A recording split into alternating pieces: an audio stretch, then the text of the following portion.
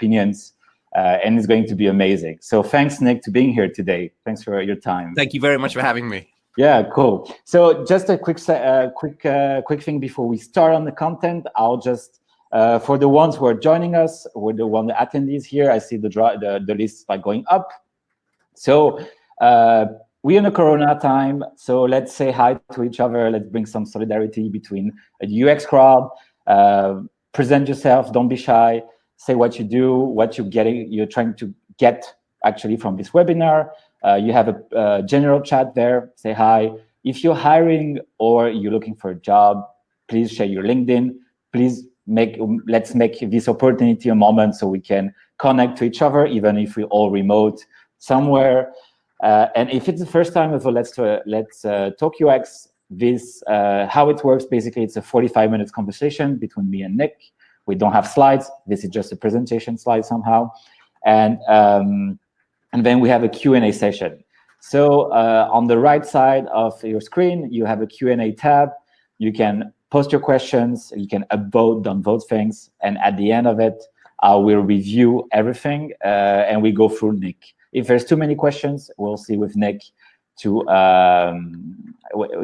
do like a blog post or maybe asynchronous answers. Okay, perfect. Last thing, this episode of Let's Talk UX is a part of the series before the BAD conference that Tech Circus is organizing. So BAD conference was to be a behavioral and psychology conference on user research held in London.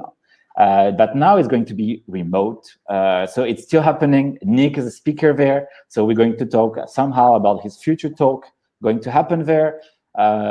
You have a discount from Tech Circus right now. If you're going to attend, it's going to be held. So take this time to do it.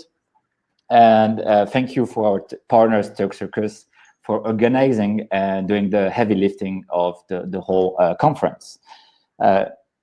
All right, so you get now the discount code. It will be in the chat as well. Last thing as well, and then I promise you we go on. This episode is presented to you by Testing Time, which is the startup to recruit test users. We recruit test users in 48 hours, remote, in-house for usability, diary studies, workshops, etc., etc. Check us out if you have questions. You have also a discount code. It will be also available in the chat as a sticky note. So you'll get it. You can still get it in the end if needed. So with all this, we can start finally. So Nick, glad to have you here. So can you introduce yourself, please, for our audience that don't know you yet? Sure. My name is Nick Fine. I'm a user researcher, UX consultant. I consider myself a UX consultant because I do research and design, and that's kind of what we called it in the old days. Mm-hmm. I come from a psychology background, as everybody probably knows, and that's what kind of drives a lot of my philosophy and UX practitioner stuff. I very much see UX as a behavioral science, and that's kind of how I approach the practice and approach my daily working life, projects, products, the whole thing. Okay. And that's me in a nutshell, really. Okay, cool, awesome.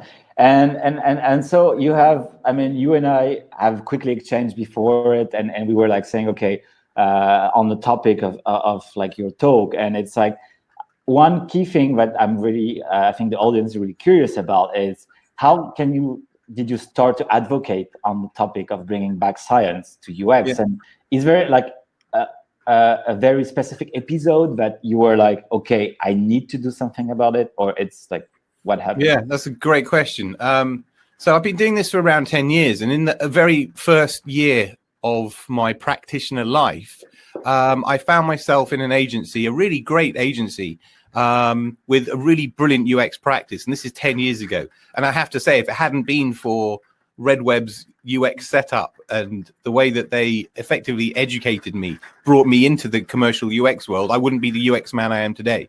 Mm-hmm. So I got an amazing start, a really visionary, progressive start. But even still, even with all of that, I'm sitting in labs, in research sessions, and I'm observing stuff going on with other people that is kind of industry norm, or at least agency norm at the time. And it was setting off little red flags in my head saying, well, wait a minute, that's not really a good practice. And I didn't want to say too much, because I didn't want to be the new guy, Dr. Nick, throwing his weight around. And I kept really quiet. And I kept quiet for a number of years because it didn't seem appropriate. And I was the new guy to the industry. I didn't want to start shouting the odds, you know what I mean? Pointing things out. Yeah. But after many, many years, and I do mean after sort of 2, 3, 4 years, there's an exponential frustration that grows inside. And I guess it was probably around 2005, 15, 17, thereabouts. We had this UX gold rush when everybody wanted to be UX from every single walk of life. And it became a gigantic problem. And at that point, the problem went absolutely nuclear. And that's when I had to start saying something. I couldn't sit by and just watch our world changing into a visual design practice. And so I've had to kind of shout about the science part, because that's really what differentiates UX from every other digital industry, is the behavioral science. There are lots and lots of variations on visual design, but the behavioral science, the behavior, the understanding of the users is unique to UX. And it's very important. And when it's very precious, it's very critical. And so we were all too quiet. And so now we're now, a lot of us, people like Debbie Levitt, who I heard an amazing podcast from yesterday, and I believe she's on the call today. There's lots of really powerful, experienced advocates out here. And I think many of us have been way too quiet for way too long. And we lost our industry, and now we're taking it back. Yeah, awesome. And I'm glad you're part of it. And we'll cover it on the second part, like how somehow everybody can become someone more like you, or more advocate and outspoken. And so, I mean, one of your answer to this particular situation is, let's say, bringing back hypothesis testing into the field. So can you walk us a bit through it, like what it is, how do you use it, and Sure. Yeah, sure. Okay, so one of the things, what I'm going to I'm not going to give the whole talk now, obviously. Yeah, but one of the central premises is that hypothesis testing is effectively just idea testing. And a lot of people don't really structure the way that they test their ideas. And all that science is here to do is to structure the way that we learn things about our world, learn them in a reliable way, or learn them with confidence. Hypothesis testing and science is all about structuring that inquiry, structuring your research in a kind of a logical and methodological way. When you do that, good things happen, and failure becomes learning rather than just failure. And that's really what the crux of the talk is all about, is how do you structure your activity for maximum benefit? It's really that simple. It is not a difficult activity. You do not need any specific science training. It's just that science thinking that I evangelize so hard. People talk about design thinking and product thinking, but we're not talking really enough about science thinking. And if you're a researcher, it's critical to your practice. Yeah. If you're a UX person, it's also critical to your practice. So I want to make it much more available, and just share this knowledge, make it approachable, because it's not an elitist. It's not an elitist thing that only certain people have got. It's something for literally everybody. That's why the talk is called Hypothesis Testing for Everyone. Yeah, exactly. I think one of the big, let's say, challenge of the naming is when you add something, it's scientific, it somehow excludes a part of people, because it feels like I'm not a scientist, or I don't have the background of it. Yeah. And, I think it's a silver lining. We need to work at it. Do you know what? There was I got a lot of criticism when I first started getting noisy from people saying you're being elitist. And I want to make the point to the audience. This is not about me being not Dr. Nick. That's kind of an aside. That just means I've got specialist learning and research in a very specific area, and I've got kind of pro research training. That doesn't exclude anybody. And that science thinking and applying that science structure is 100% open to everybody. And that's really critical. People understand that. People like me are just sharing and making more publicly accessible the scientific method. Yeah, exactly. And just how would you learn? I mean, for somebody who is like a beginner or doesn't have this thing, how would you recommend them to have like learn about the scientific mindset? Do you have any like resources, books, talks, like everything from your background about it?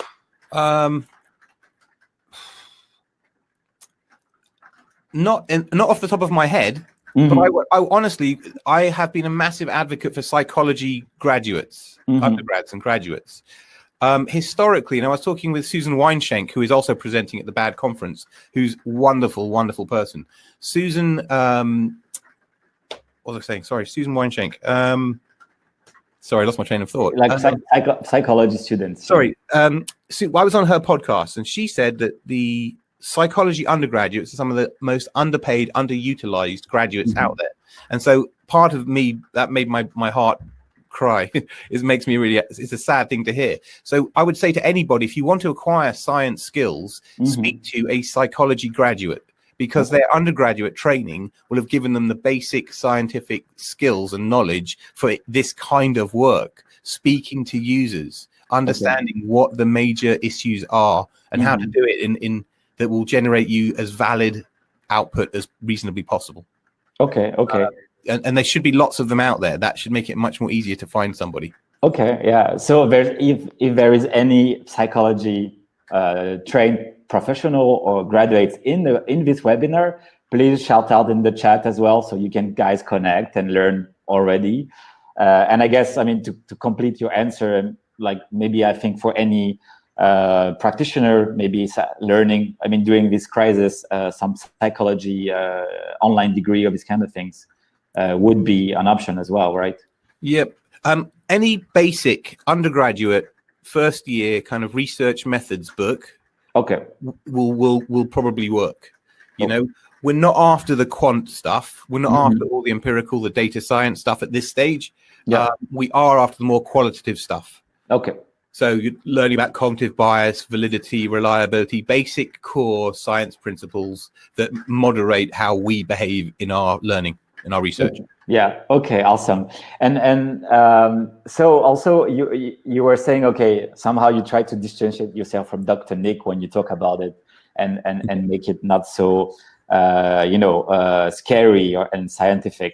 But let's say one key question, like let's say I'm on a team today, for example, I'm a UX, I'm on a team, and it's like I totally believe what you say. I'm super advocate of what you do, but somehow UX and teams are not the one in charge most of the time. They need to deal with products, stakeholder, etc., etc. So how do I do as a non-Dr. Nick, because I don't have a PhD like most of the industry doesn't have, to convince people what would be the narrative around it? How do I convince people to make a first try, etc.? I think I've probably got 3 secrets to my success, if you know what I mean. Okay. One is obviously presentation skills. You have to be able to socialize your research. Okay. And that means being able to stand up and present and do that at a town hall, a show and tell, a lunch and learn, whatever that means. Okay. As researchers and as UX people, we need to be evangelists. We have to be sharers of insight, because the transformation that happens usually, most of the time, happens from our work, either directly or indirectly. And if you do work either successfully or not successfully, and you don't share the outputs, you might as well have not done it. So that's number one, okay, in terms of managing upwards organizational change. The second one, I think, would be to create that share to be kind of visual, simple, clear, really use your UX design skills to the maximum to communicate simply and cleanly. No, it's probably those 2 things, in terms of convincing the changing perception of UX, changing. Oh, sorry, the third one. Sorry, that was the most important one. Evidence. Okay, but having that evidence and presenting it well and cleanly is basically that's the secret recipe to success. Having good evidence, creating short, engaging show reels, short, engaging decks for leadership teams is all very, very powerful communication, and I would strongly recommend everybody to do it. If you put too many words on any slide, you're failing. People are not going to read them. Generally, the more senior you get, they just don't have the time, or it's just not of interest. So make it really, really snappy. Pilot test it with your colleagues. You know. Yeah, somehow also know your internal users or like stakeholders. 100%. Know them individually, because there are different challenges, different stresses, different perspectives, and you can moderate or change your sales pitch effectively accordingly. Yeah, no, exactly. I mean, if I recall, when was the last time you wrote your last report, UX research? Yeah, report? no, I haven't written an insight report for many, many, many moons. Only because like no one ever reads them. When I've worked agency side, everybody knows agency side. In the old days, we used to create these reams of reports, because it looked like delivery and value. But these days, everybody knows that everybody usually just looks at the PowerPoint or the keynote summary deck, the executive deck. And so that's what I just work to now, is just go straight to the deck, make sure it's short, efficient, snappy, and well presented. And that usually does a really good job. I spend more time in Keynote these days than I do pretty much any other tool. Okay. Cool. Well, I guess so if you're a researcher, ditch the user research report and try to work it out and make more appealing. And actually brings like the second point, like how you visualize. I think it has a strong link with actually how do you collaborate with non-researchers for this. Can you tell us a bit more about how it's your process to make this happen? Yeah, sure. See, non-researchers, you have to assume, obviously, they don't know very much. And so there's an education piece, a really large one as well. And so it's really important that you lead them on this journey. And the journey starts with appropriate sampling, with appropriate methodologies, well-designed experiments, inquiry. That's what you do. You set up the hypothesis, you do the work, did we meet the hypothesis? And then we repivot, plan in our agile sprint planning session to test it in the next sprint, or to iterate and iterate. So once you've done that for a few sprints, the rest of the organization usually is really on board. They love seeing at the show and tell, seeing demo reels. They love seeing users either failing or succeeding. That's the way to do it. We are leaders at the moment at this stage of the digital game.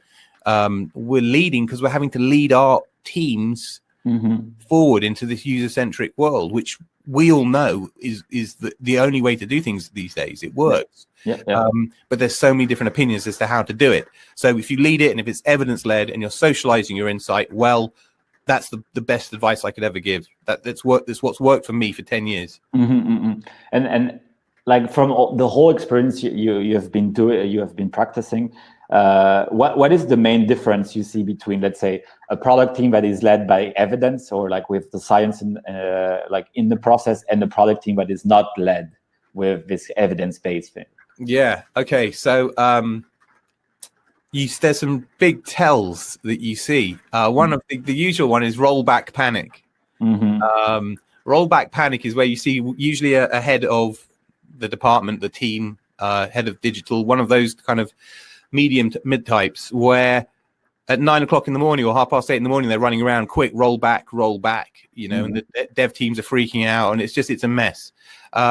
That's because you haven't had a structured inquiry. You haven't had a structure to your hypothesis testing. You're just making changes and looking to see through your web analyst what happened. And usually there's a big drop off or something bad happens. And the only way to get back to recover the curve is to roll back to the last known good version. Right.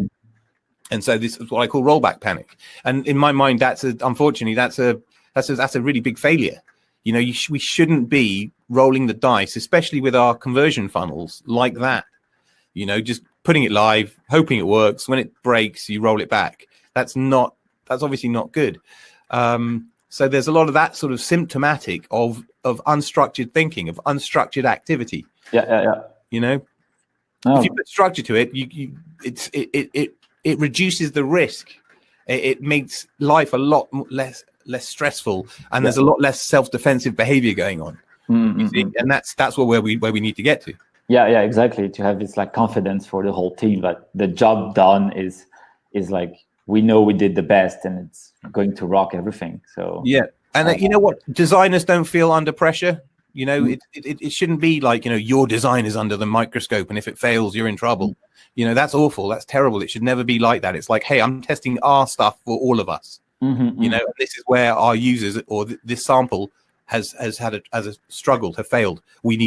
Let's consider this. You see, it's not difficult. It's not rocket science. It really isn't.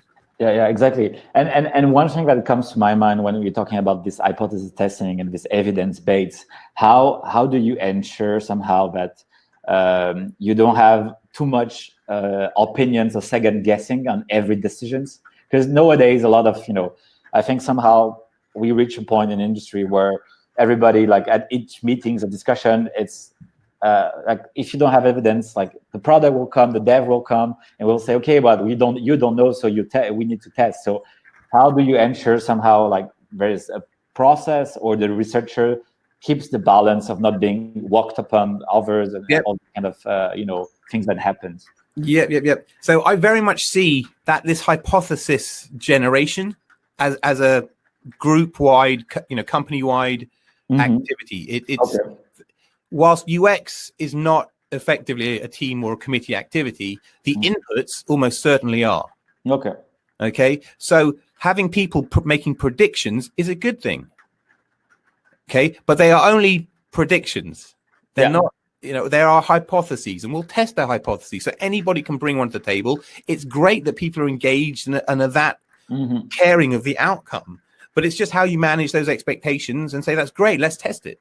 It really is like that. So the other part to that is storing those hypotheses and managing them, because you'll have hypotheses, you'll have further hypotheses that you need to iterate on and pivot and move down the line, and tracking that, especially, and storing them in your personas is really critically important.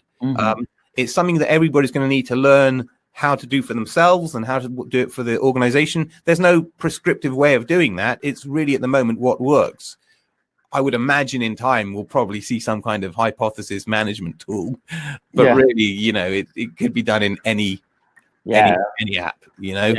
I mean, what do you use like today, like to somehow manage like the whole knowledge base of, you know, hypothesis, persona, etc.? Like, I mean, I guess it's different on every company, but really, the simple answer should be personas.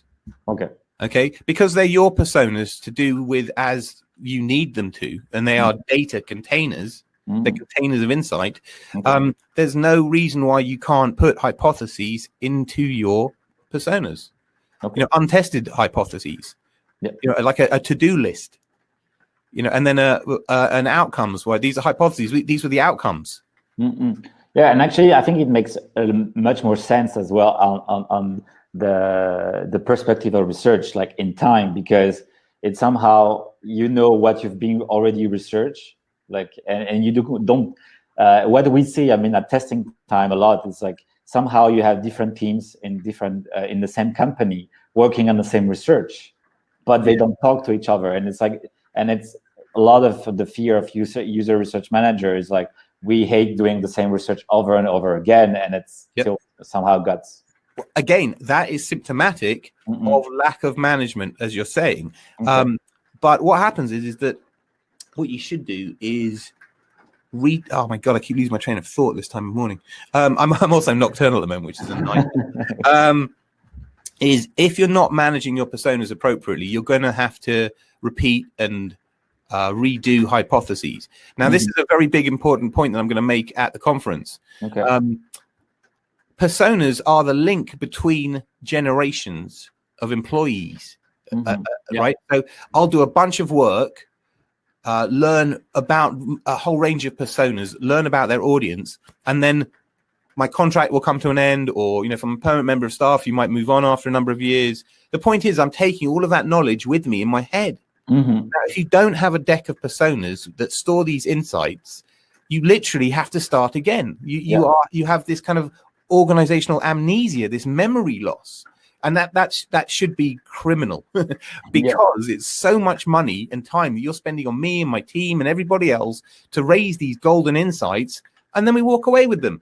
It's farcical. So the way we should be working is that when you land at a new job, a new opportunity, a new gig, somebody should be handing you a deck of personas on day one. Yeah. Right. So that you can go, okay, this is where we're at, exactly where we're at in testing and understanding what we need to do next. And you should be able to pick it up quickly instead of, right, let's start back at square one again, which is frankly nuts. Right. Yeah. And I guess it's somehow useful for meetings, for every like new teams coming in, new products. It's like, this is what we are at. This is where we're going. And it's like, here's the cards somehow. Yeah, absolutely. I mean, it's so you're so on point, and I think I really love the expression, like the generation of it. So it's the missing link somehow. And they're like kind of like football teams. It's a bad analogy, but you kind of get these golden generations. You do get these amazing chemistry teams. Yeah, they form over time. They might exist for 2 years, 3 years, and they are just top grade. They generate amazing work, and then for whatever reason that team dissipates over time. You can maintain that momentum with a well-maintained deck of personas. Yeah, exactly. I mean, it feels so standard, but we are still like so many missing on it, or like for lack of management. And you see, and it's it's really good. I mean, so you will be talking about this during the BAD conference, huh? So people there tune in, you'll know much more about it. So I mean, that's somehow the first part. So one quick thing, if anybody wants to know a lot more about personas, I've done a talk at previous UX Lives on personas. I'll happily redo that online for people, like in this sort of a format, if people want that, if there's any appetite for that, because I think it's really important that everybody has these persona skills, or at least is not given permission, but understands that downloading templates off the internet and trying to populate them with fiction is never going to be successful. Yeah, like this proto thing. But so if I give you just a simple, easy working methodology, you'll have all the tools and the confidence to then go ahead and do this stuff. Yeah, exactly. Because the persona was always somehow a symbol for people to have empathy. But in your system, which I think is really gold, it's like you use it somehow as a storage point system. That whatever people in your organization, they always come back, and you find somehow everything, like a centralized version of knowledge. Can we talk about empathy very quickly? Oh yeah, go on. I think you wanted something explosive or controversial, right? Okay, cool. The empathy is the E word, right? Now, until recent years, I never really used the word empathy. It just didn't exist in my UX dictionary. Okay. But in recent years, people talk about empathy. Got to be empathetic. You got to be this and that, and it's like, wow, where's this come from? Now, I just want to say to you and the audience, and this is just my opinion, obviously, that empathy, in some respects, is the enemy of UX. Okay, now that's the controversy. Okay. Because people are using empathy, I suspect, as a proxy for speaking to users firsthand. Okay? Yeah. And I suspect it's coming from the design community. I get you. Right? It's important that we, as user research, have an emotional understanding of the people we're talking to. I get that. You've got to be sympathetic, and you can't be, inappropriate or do the wrong things. That should come as standard as a working user research professional. I don't see empathy as a key tool in the UX's toolbox. It's not something I go to understand personas or to understand people. Yeah, it's like it's like a shortcut. You're saying it's like a shortcut. Like let's have empathy, and like let's imagine we're in the shoes, and this is somehow the research we have from the past, and it's like people imagining. But first rule, you're not your user, so you don't know exactly the answer. 100% that. Yeah, okay, I get you. I mean, I do understand how, let's say, controversial it can be, but I would say I totally agree. Like the job of the researcher is to get on the field and get the user talking and say you the truth. That this is the only way we have now, let's say. Yeah. But I think you'll get more into detail into your talk, and I won't dive too much on it, so you can still have a lot of things to say on the conference. But now I want to come back somehow to the intro part where we're talking about like how UX people on other that were too quiet or are still too quiet in our industry. So how somehow can they raise their voice? And I would say raise the voice in a, let's say, non-aggressive way, or very, let's say, non as well, like, hey, we know we have the knowledge. That's because somehow the challenge, like, we have the knowledge and we have this how you call it, knowledge malediction, the curse of knowledge. Like, we need to make experienced people and all these kind of things. So it's like the worst struggle ever. We know exactly what's happening, but we're unable to transform it. So it's like how you make it, non-threatening and and for people to do it, like that wants to do it somehow. Oh gosh, I don't know, and that's a simple answer, because I think I am on occasion threatening and all those other things. Okay. Unfortunately, it's because you kind of have to. It's as we were talking about earlier, when you see all this stuff going on and you have to say something to stop the rot.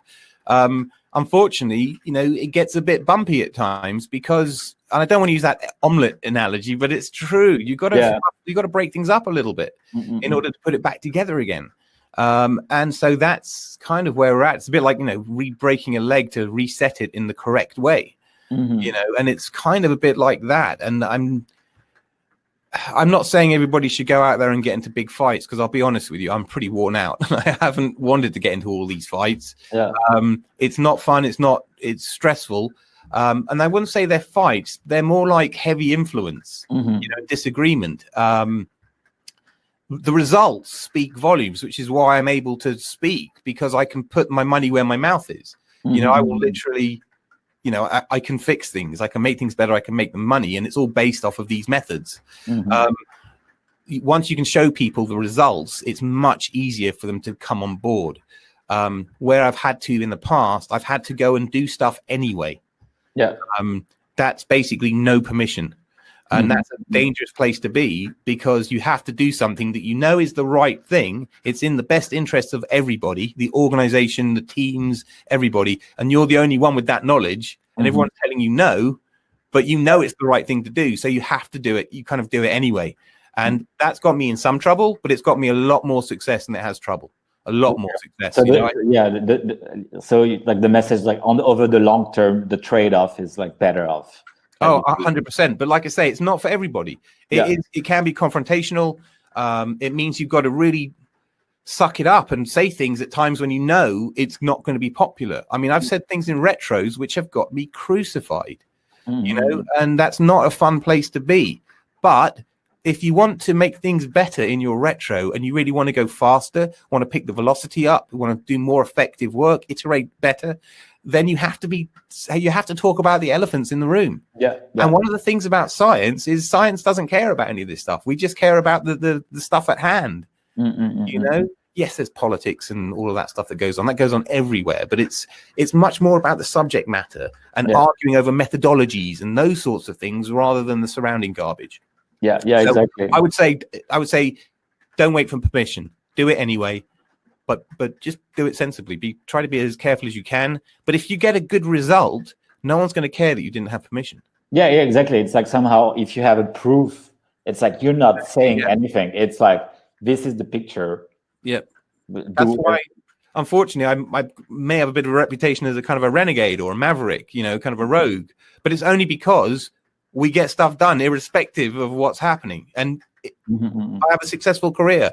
I'm doing well. And it's not like it's done me harm, because I've only gone out of the way and been a bad boy to do good things. And the good things everybody loves. So, it's very much an individual thing, down to your experience and your confidence levels and the situation at hand. But if you can push those boundaries, please do. And I would encourage everybody. I mean, I think it's super scary, and all UX practitioners probably have felt on their little islands of things, like, and everybody, like, I think the picture you show, like, everybody's saying no, and you're like, I know it's the right thing to do, but I'm like just alone. It is a scary situation to be, but it's good to have examples like you to show that it's worth the trouble somehow, even though you can get some trouble. And And just to continue just a little bit on this, like how do you, like now you've been doing like quite a lot of different contracts like these days. So how do you approach like a new team, a new assignments? Like how do you, because probably you arrive like in new teams with long-term habits of probably not doing science of this kind of thing. So how do you impose or approach the team, present yourself to it, and not and get collaboration going on? Yeah, there's generally two types of gig like that. The one where you're the new UX guy, where there isn't a UX person or much of a UX function, or you know, or the fact that other people are trying to doing the UX, but they're not really UX pros. And there's the other one where you've got a UX team, and they might be doing the right things, might be doing the wrong things. Obviously, for that first case of fresh UX, you're much more of an evangelist. You're much more of an educator. And you're explaining, as kind of as we are doing today, you're explaining how UX is different in that, you know, UX isn't about wireframing. It isn't a box drawing exercise. It's it's generally a behaviorally based thing, and it's about quality of thinking. Whereas on the other side of the gigs you get, where you've got a team that could be performing more optimally, it's really about understanding how are you doing things currently. Okay. Usually it's methodologies that are slightly out, that just need a little tweak. Or they're jumping to certain conclusions too early, or they're not pilot testing, or you know, sometimes it's a simple little tweak that smooths out the journey and things are lovely. Other times there's some fundamental introduction like research. You know, it's just UX is a wireframing function, and you get there and people are just Axior people.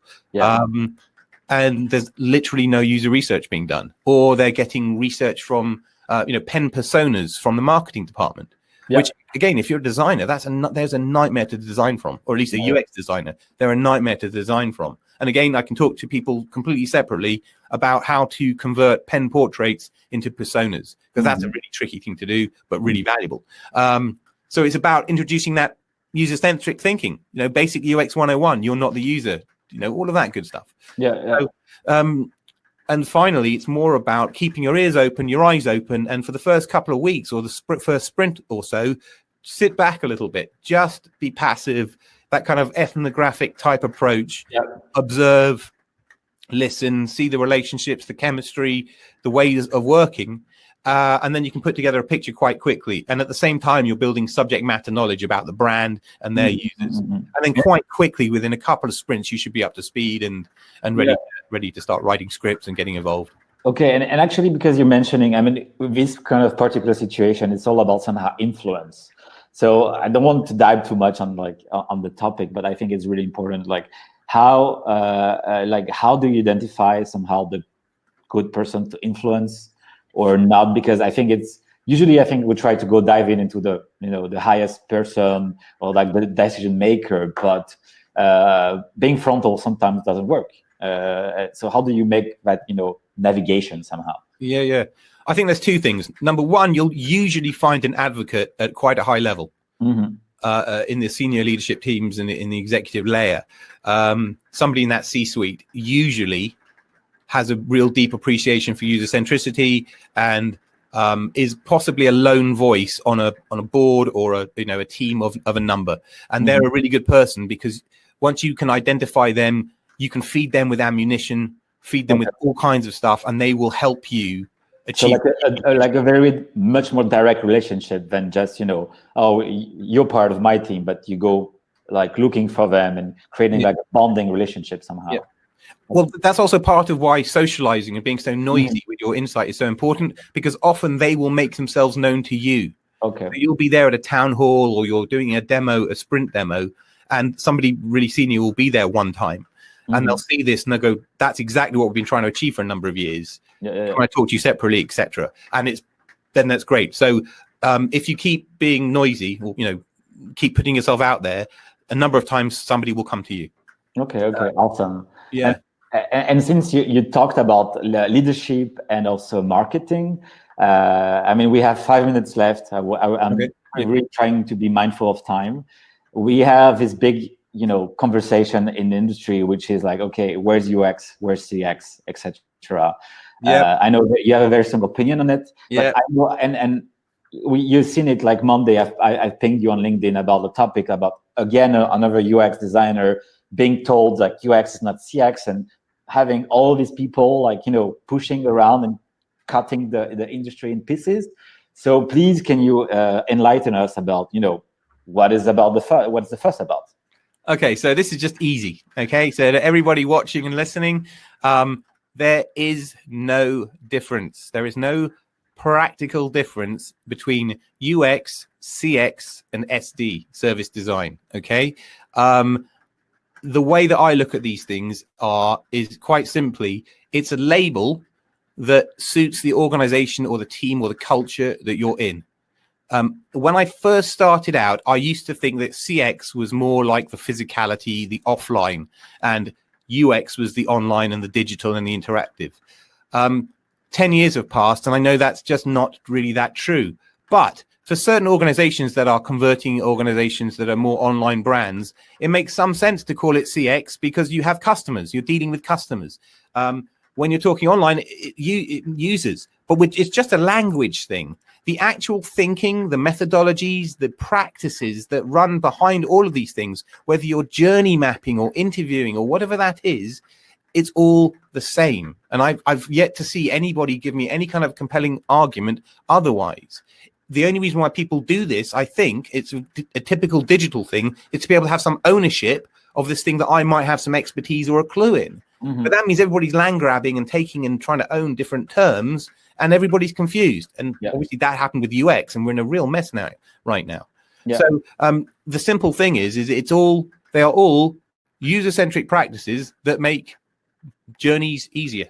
You know what I mean? Make meeting needs at any contextual point simpler, removing of pain points. Those are common to UX, CX, and SD.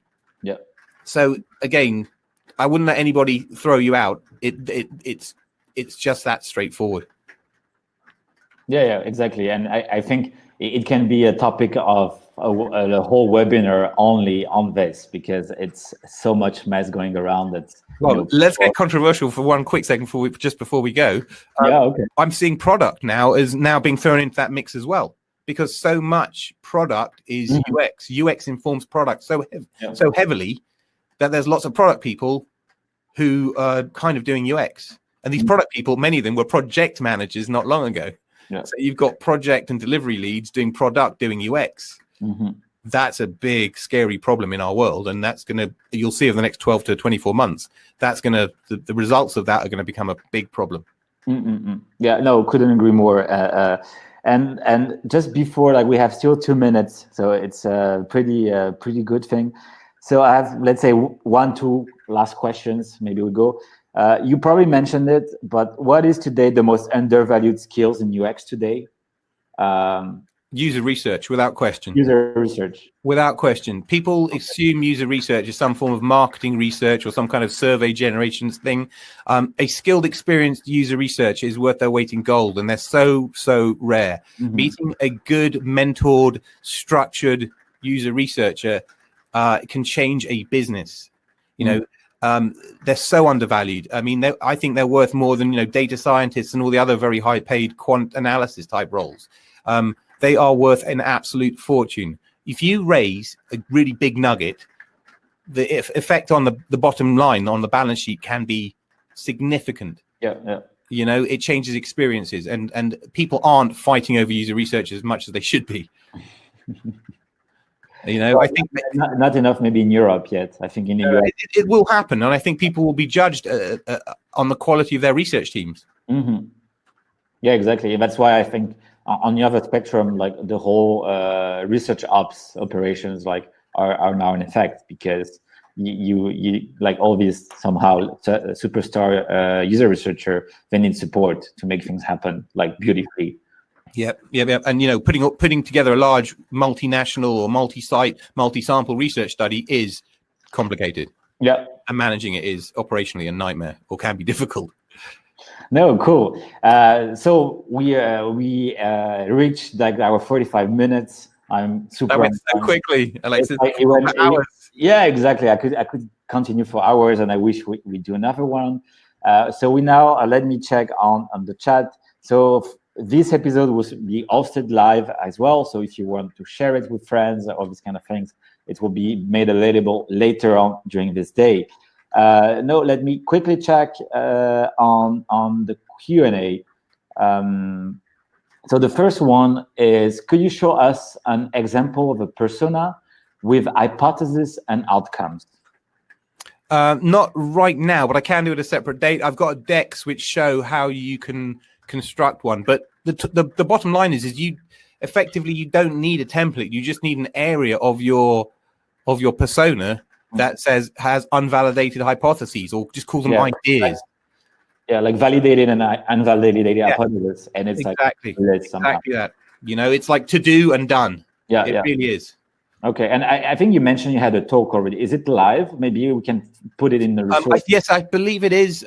If you look for me, Nick Fine and personas, I believe, I don't know if it's unlisted or not, but it's definitely available for all attendees of the UX Live conference last year or the year before.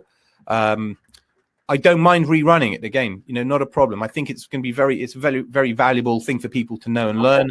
I'll happily run another. Do another one of these or similar. Okay, cool. Well, it's some of my homework, people, so I'll look at it. If I find it, we'll share it with the resources and everything from this talk. If not, we'll redo webinar, especially on this topic. I think it's, being one of the top questions shows it's very important. Second, a question from Carolina. Would you have any recommendations to get UX skills that help the storytelling and presentation of the research? Any website, course, resources? Yeah, that's very good. Yes. So how I got I wouldn't call myself an expert storyteller by any stretch of the imagination, but obviously narratives are critically important to a lot of the design work that we do. I picked up my storytelling and narrative skills from working at a particular agency. I spent a couple of years at SAS. MSL Group, team of unbelievable designers, like whole next level elite designers. Once you spend time hanging around those kinds of people, that's all they do. They're all about storytelling. And you kind of, it's an experiential thing. You have to just be absorbed to the way that they think, and just be shared with them. It's not something I could say, go to a course or go learn this. I would just say, go hang out with genuine creatives, if you can, or if you want to do a stint, take a job in a visual design agency or a comms agency, somebody where they've got amazing top level visual designers, and you will get all of that, because that's cornerstone stuff for them, in my experience. I mean, me, I'll just jump in because I've been on that side as well. I think working in agency, somehow it's in your career, or if you like it, as you mentioned, I think it's awesome, because agency way of living is telling stories to convince people. So you work at it every day. And even UX people will do presentation of these kind of things. I did it for many years, so I think for me personally as well, it has been very helpful. And I'll add some resources on storytelling. I myself have learned a lot of storytelling about comics, movie storytelling, and these kind of things, where you can reapply some of the principles of it. Then, third question from Tasha. That UX personal talk you're talking about would be amazing if we get a link. Okay, well, we'll share this. We'll try to get this. A question from Likita. So, what is the difference between UX design and UX research? I think it's a bread and butter question. Yeah, that's a huge, but it is, and it's complicated and very nuanced. I mean, the simple answer is design, research is research, but that's not quite right. The way that the world, I believe in America or other parts of the world, UX designer is more of a full stack role, or can be a full stack role. This is where it gets confusing, because a UX designer in America can be a researcher and a designer, the consultant role that we might know. Right? In startup, like the fancy word now, we call it product design. Right. Again, that's a trigger word for me, because I should probably answer the question, but if we start talking about product designers and not, UX designers or user designers or whatever, I hate using the word product instead of user, because we're talking about things and not people. And UX is about people, and product is generally about things or products and services, which is about people. And I don't want that proxy. But anyway, back to Lakita's point. So UX design in some markets can be both, but UX research, and again, I don't call it UX research. I call it user research because it's about users. I don't like the idea of UX research because the word UX has been put in front of so many job titles to hybridize and bastardize that user research needs to stay bloody well focused. If the rest of the UX world burns, user research needs to stay strong, and that's the one thing that needs to stay standing because it shouldn't really change. But that's the major difference. One is about speaking to users, and one is taking to understand their needs, and the other is about converting those needs into a usable solution effectively. Yeah, no, right on point. And then, okay, we still have like 3-4 minutes, lots of questions. So what are your opinions on master PhD program for UX ICI psychology relating to UX? Do you think they are useful or redundant?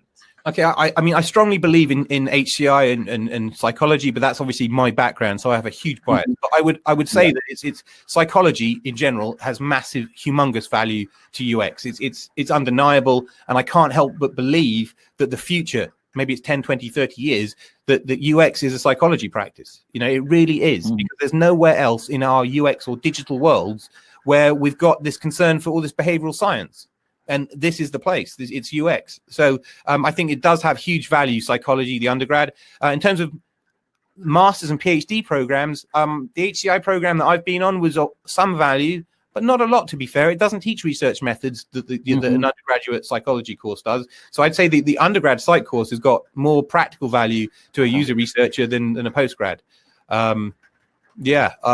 You know, HCI is a very interesting field, and obviously it informs UX. It's the academic implementation, if you know what I mean, and UX is the commercial expression. I wouldn't. It's up to the individual and where you are in your life and all of that kind of stuff. Doing a PhD is very, very valuable. It's phenomenally hard work. I don't know if I'd do it again if I hadn't already done it, knowing what I know today. But psychology, if you can pick up psychology skills, I'd honestly put those above everything. Okay. I think it's going to be very valuable on people. And do you think? And maybe you told me you were mentoring a lot of people. Do you know if these people were they like psychologists already at the beginning, or did they learn psychology on the way? And did they learn it somehow with undergrad physical courses or even remote learning, these kind of things?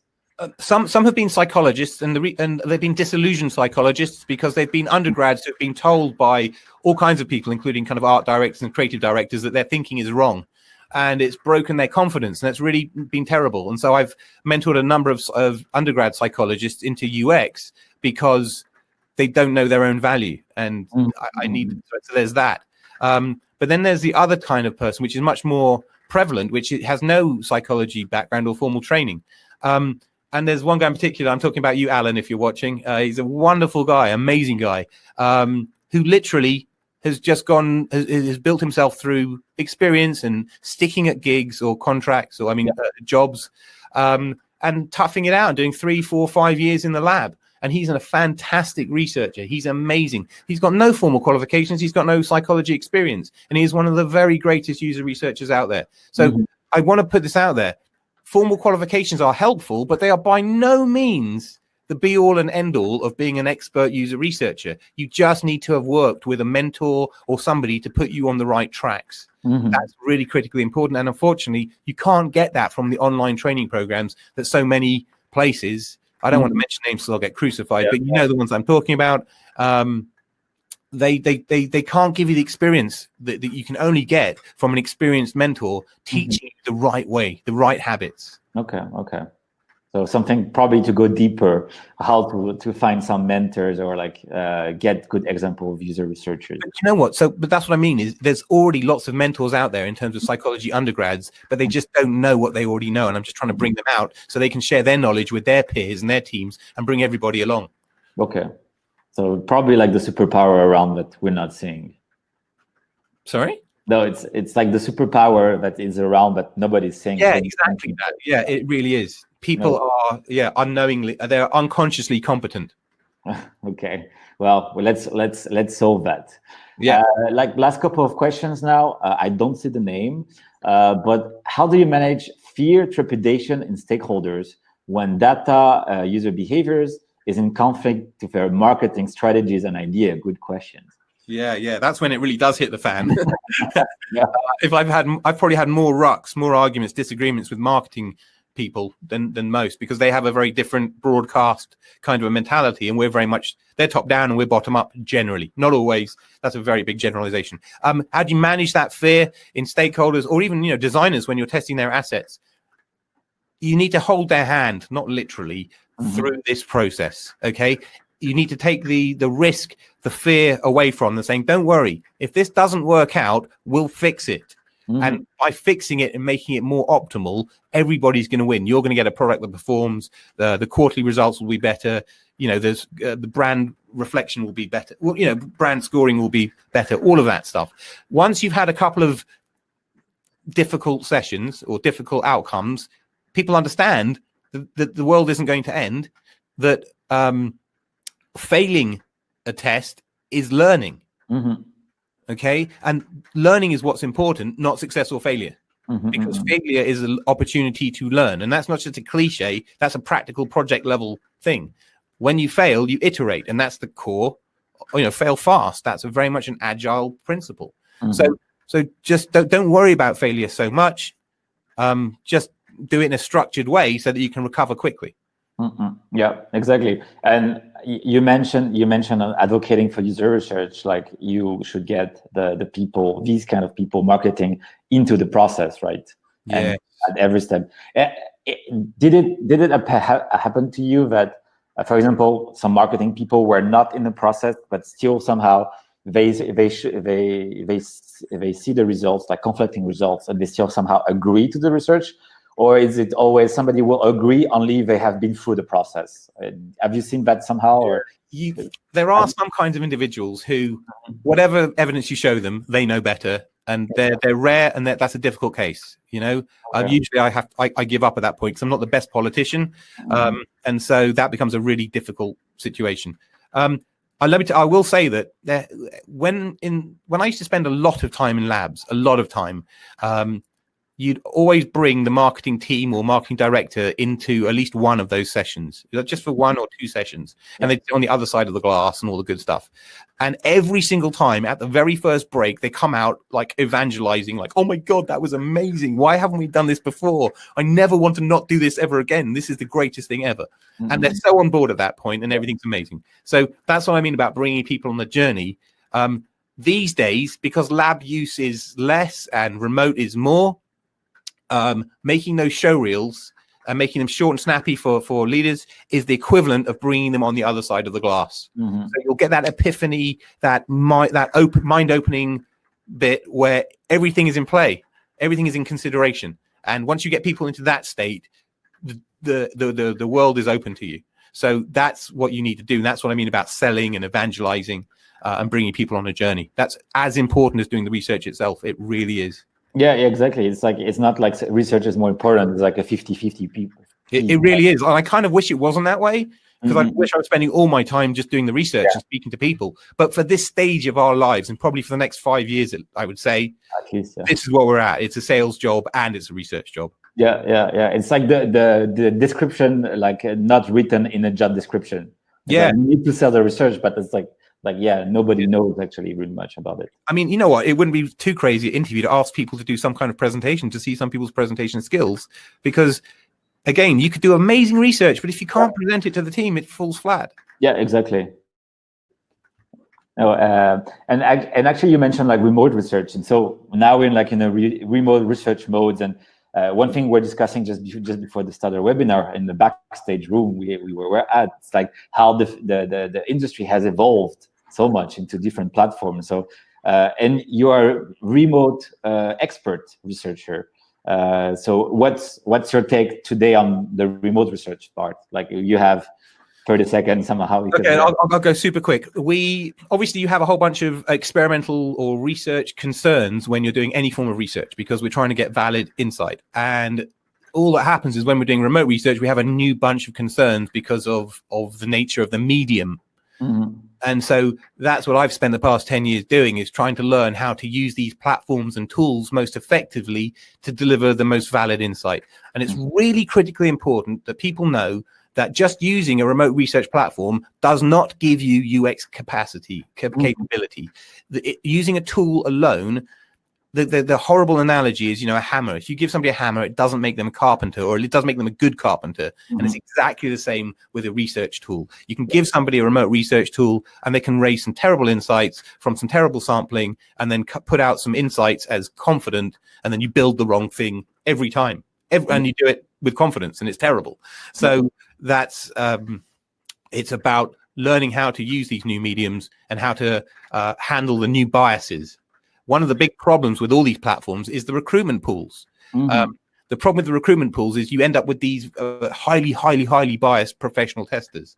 Whereas if you use testing time, you get a much greater control over your scripting and of your sampling. And I know I'm not here to promote testing time, but I'm here to evangelize the tools and the services that help us generate the valid insights.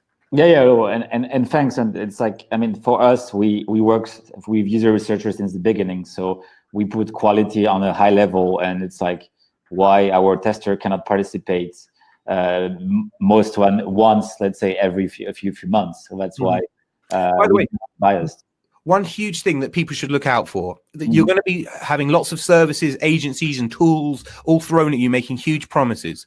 The thing you need to do is validate those in your own mind. Go look at the management team, look at their experience, look at the people there, look where they've come from, look at their provenance, because a lot of these so-called UX research services have been built by marketing folk who are just cashing in on a UX land grab. They don't understand our needs as practitioners. And a lot of those platforms don't work as we need them to. And then even the UX experience isn't the UX of the interaction design is pretty shocking in many of cases. So be really careful what you're using and what you're trialing, because there's a lot of very well marketed rubbish. Yeah, exactly. There's a lot of good tools there, but as always in any research, sample is the key, and it will make or break your research. 100%. Exactly, but I know you pressed on time. I'm not pressed on time, I don't think, but you had an interview somehow after, or like a coaching session, no? Oh yeah, I am. Shit. Yes, I am. I'm late. Okay. So that's it. Thank you a lot, Nick, for all like the wisdom you shared with us. I think it was amazing. I hope the audience liked it. I see there was like some of your questions as well on the Q&A. I will go through it. Maybe I'll share that with Nick, and we share all the resources afterwards, like when the episode is live. Thanks for your time again. Have an awesome day in coaching sessions. Thank you very much for having me. If anybody wants to continue this conversation, I can't do it now. I was going to run everything you want to know about UX, but we're too afraid to ask. I will probably do that this week, I hope. So I'll publicize that on LinkedIn and Twitter, so we can do that. Okay. And we can also talk after the BAD conference. Yeah, exactly. So if you want, you can connect with Dr. Nick Fine on LinkedIn to follow up on this Q&A session. And we'll also organize and share all the resources afterwards. So thanks again for your time, everybody. And get your tickets for BAD conference. Get your tickets for the BAD conference. Get Research Remote going, even if it's remote. On these times, we'll help you. And I hope you learn a lot. I did. Brilliant. Good to talk to you, Alexis. Thank you so much for having me. See you. Bye-bye. Bye, guys. Thank you.